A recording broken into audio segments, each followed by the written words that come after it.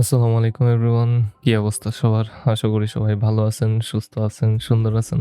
আমি আলহামদুলিল্লাহ ভালো আছি। ওয়েলকাম টু মাই চ্যানেল, যেখানে আমি নিজে শিখি এবং আপনাদেরকে শেখাই। আশা করি সবার ঈদ খুব সুন্দরভাবে কাটছে। সবাই এনজয় করছেন। সবাই এনজয় করে। খালি আমার ঈদই বোরিং কাটে। অনেক দিনের লম্বা একটা গ্যাপ নিয়ে নিছি। আমি ভাবছিলাম ঈদের পরের দিন থেকেই ভিডিও আপলোড করা শুরু করব আবারও, কিন্তু সেটা আর করতে পারি নাই, কারণ অলমোস্ট প্রত্যেক দিন ভিডিও আপলোড করার যে অভ্যাসটা ছিল ওইটা ফাইনালি ব্রেক হওয়াতে মনে হয়েছে যে ভাই আমি একটু মুক্তি পেয়ে গেছি গা, এখন যা মনে চায় তা করতাম, কিছুই করতারি নেই। সারাদিন বাসায় বয়া খালি মুভি দেখছি, আইছি আর ঘুমাইছি। আর বাইরের যে ওয়েদার, বৃষ্টিও পড়ে না, রোদও উঠে না, আবহাওয়াটা খুবই বিষণ্ণতাময়। কিন্তু আশা করি আপনাদের ঈদটা সুন্দর কাটছে এবং ভিডিও বানানো শুরু করা উচিত। তাই ভিডিও বানাইতে বসে গেছি। একটু আগেই একটা ভিডিও বানানোর ট্রাই করছি, এপিক ওয়েতে ফেইল্ড হয়েছি, কারণ গ্যাপ হয়ে গেলেই ভাই সমস্যা, একেবারে রিদমটাই ব্রেক হয়ে যায়। এবং সাথে সাথে আমার একটা ডিসকর্ড সার্ভার আছে, যদি আপনারা চান সেখানেও জয়েন করতে পারেন। আমি ওখানে বয়া ডাটা স্ট্রাকচার এন্ড অ্যালগোরিদম শিখাইতেছি। অ্যান্ড আপনারা যদি সেখানে জয়েন করতে চান তাহলে আমার সার্ভারে ঢুকে অ্যানাউন্সমেন্টসে গেলেই সকল ডিটেলস ওই ব্যাপারে পাওয়া যাবেন। First month completely free. কেলিকা জানি মনে হইতেছে যে একটু বেশি শেমলেস সেলফ প্রমোশন করতেছি, কিন্তু ইন্ট্রোটা লম্বা হয়ে গেছে, একটু পড়ালেখা করা উচিত। এবং এই ক্ষেত্রে যেহেতু এটা ঈদের পর ফার্স্ট ভিডিও, আমার মনে হয় আপনারাও একটু স্লো অ্যান্ড স্টেডি স্টার্ট করতে চান। কোনোভাবেই আমি এটা স্বীকার করলাম না যে আমি নিজে স্লো অ্যান্ড স্টেডি স্টার্ট করতে চাই এবং আমার খুবই লেজি লাগতেছে। অ্যান্ড এই ক্ষেত্রে এই ভিডিওতে খুবই সিম্পল একটা জিনিস নিয়ে আপনাদের সাথে কথা বলবো এবং একটা সিম্পল বেস্ট প্র্যাকটিস আপনাদেরকে একটু দেখায় দিতে চাই আমি। সো এই ক্ষেত্রে যদি আমি home.jsx-এ আসি, তাহলে দেখতে পারবো যে আমরা আমাদের এপিআই এন্ড পয়েন্টে রিকোয়েস্ট পাঠাইতেছি Axios এর মাধ্যমে।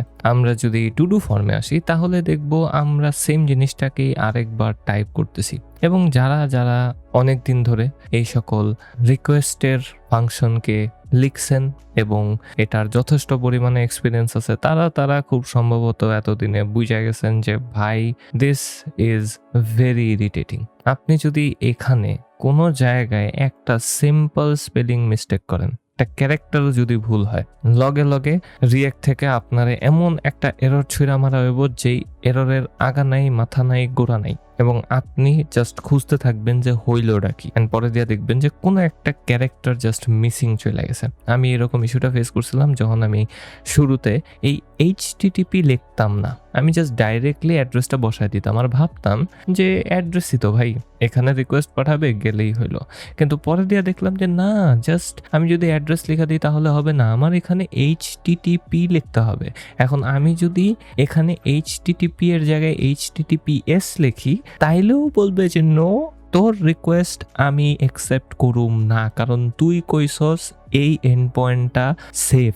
HTTPS এর এস দ্বারা আসলে সিকিউরড বোঝানো হয়। সো এই ক্ষেত্রে আমি আসলে বলতেছি যে এটা সিকিউরড একটা এন্ড পয়েন্ট, কিন্তু যেহেতু এটা একটা simple local host end point, সেহেতু এটা সিকিউরড না। কিন্তু ওই আমাদের কই বলতে তুই কইলি কেন, তুই সিকিউরড কইলি কেন, এই তোর একটা এরর মানলাম যেটা হাঁকা করা মাথা কিছু নাই। এবং এই জিনিসটা মাঝে মধ্যে খুবই ইরিটেটিং হইতে পারে। সো এটার একটা সিম্পল সলিউশন থাকা উচিত, এমন একটা সলিউশন যে আমরা জাস্ট এক জায়গাতে এই অ্যাড্রেসটা লিখে দিব যেন আমাদের বারবার এটাতে টাচ আর না করতে হয়। তাইলেই তো ভালো হয়, তাই না? এটা করার বিভিন্ন ধরনের মাধ্যম আছে। প্রথমত, আপনি আপনার প্রজেক্টের কনফিগারেশনে সিম্পলি একটা প্রক্সিকে সেট আপ করে দিতে পারেন।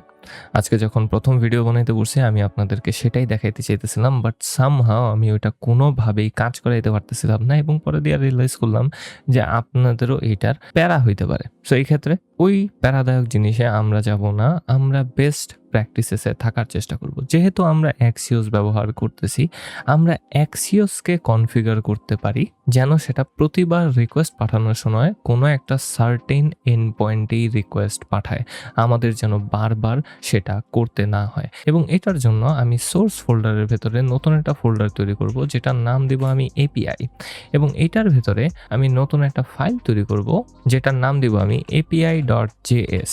এবং এটার ভেতরে এখন আমি Axios-কে কনফিগার করতে পারি। সো Axios-কে কনফিগার করার জন্য সবার প্রথমে আমি ইম্পোর্ট করে নিব ফ্রম Axios-কে, এবং তারপর আমি Axios থেকে একটা ফাংশনকে পাই যেটার নাম হচ্ছে ক্রিয়েট ফাংশন, এবং এই ফাংশনটার ভেতরে আমরা বিভিন্ন ধরনের কনফিগারেশন বিশিষ্ট একটা অবজেক্টকে পাঠাইতে পারি, এবং এই অবজেক্টের ভেতরে আমরা বলে দিতে পারি বেস ইউআরএলটা কি হবে। এবং হ্যাঁ, বেস ইউআরএল বানানটা এভাবেই লিখতে হবে, নাহলে কাজ হবে না। সো এই ক্ষেত্রে এটা হচ্ছে আমাদের কনফিগারেশন প্রপার্টি, এবং এই বেস ইউআরএলেই আমি বলে দিব যে আমাদের ইউআরএল এন্ড পয়েন্ট কোনটা। সো এই ক্ষেত্রে আমি একটু সার্ভারটাকে ওপেন করে নিব, ফার্স্ট এপিআই সার্ভারটাকে স্টার্ট করে দিলাম, এবং এখানে আমরা আমাদের বেস ইউআরএলটাকে দেখতে পারতেছি। এটাকে আমি জাস্ট কপি করে নিব, কপি করে এখানে পেস্ট করে দিলাম, এবং পেস্ট করে দেওয়ার পর আমরা আসলে Axios-এর মাধ্যমে একটা কনফিগারেশনকে তৈরি করে ফেললাম, যেখানে Axios বেস ইউআরএল আকারে আমাদের ব্যাকএন্ড এন্ড পয়েন্টটাকে ধরে নিছে। অ্যান্ড এখন এই ক্রিয়েট ফাংশনটা আমাদেরকে একটা অবজেক্টকে রিটার্ন করবে, যেটা হবে Axios-এরই একটা রিপ্লেসমেন্ট, এবং এই ক্ষেত্রে আমি এটাকে এপিআই নাম দিয়ে সেভ করে নিতে পারি।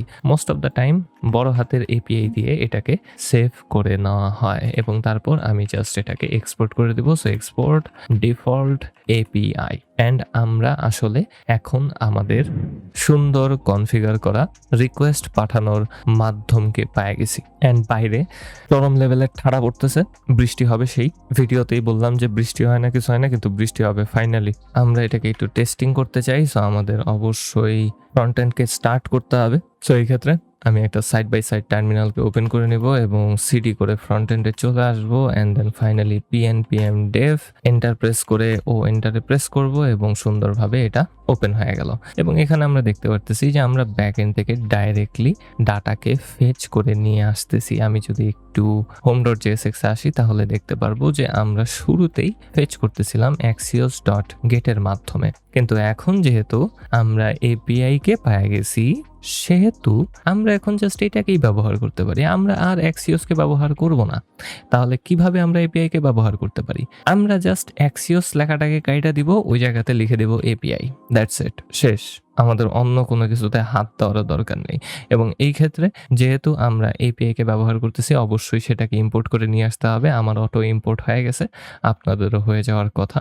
এবং যেহেতু আমরা এপিআই ডিফাইন করে দিছি যে আমাদের রুট ইউআরএলটা 8000 পোর্টে হবে, এবং আমরা যদি একটু লক্ষ্য করি তাহলে দেখতে পারবো যে আমরা ডাটা ফেচও করতেছি 8000 পোর্ট থেকে, সেহেতু আমাদের বারবার এটা ডিফাইন করার দরকার নাই। আমি জাস্ট api.get লিখে দিব, শেষ। অ্যান্ড এখন যদি আমি আসি রিলোড করি, এক্স্যাক্টলি সেম টু সেম ওয়েতে সব কিছু কাজ করবে, কোনো ধরনের সমস্যা ছাড়া।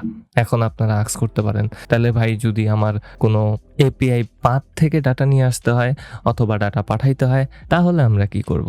সেটার জন্য আমরা সেম প্রসেসের ভেতর দিয়েই যাইতে পারি। এই ক্ষেত্রে আমি টু ডু ফর্মে চলে আসছি, এবং এখানে আমরা আমাদের ব্যাকএন্ড এপিআই এর পর নিউ টুডুতে ডাটা পাঠাইতেছিলাম। সো এই ক্ষেত্রে আমরা এখন Axios-এর বদলে এখানে লিখে দিব আবারও এপিআই, এবং আমরা এপিআই এ যেই বেস ইউআরএলটা সেট করছিলাম সেটাকে জাস্ট এখান থেকে সরায় দিব। অ্যান্ড অবশ্যই এটা মাথায় রাখবেন যে শুরুতে একটা স্ল্যাশ দিতে হবে, বাকি সকল কিছু আগের মতোই চলতে থাকবে।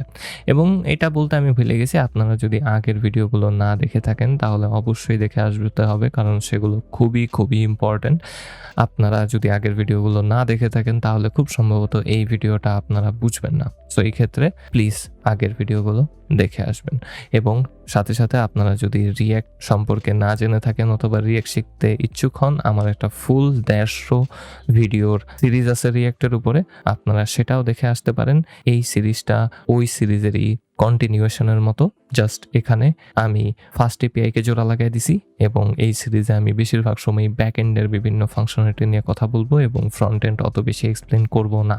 সো এই ক্ষেত্রে প্লিজ যদি আপনারা রিয়্যাক্টের বেসিক্সটা না জেনে থাকেন তাহলে অবশ্যই জেনে আসতে হবে।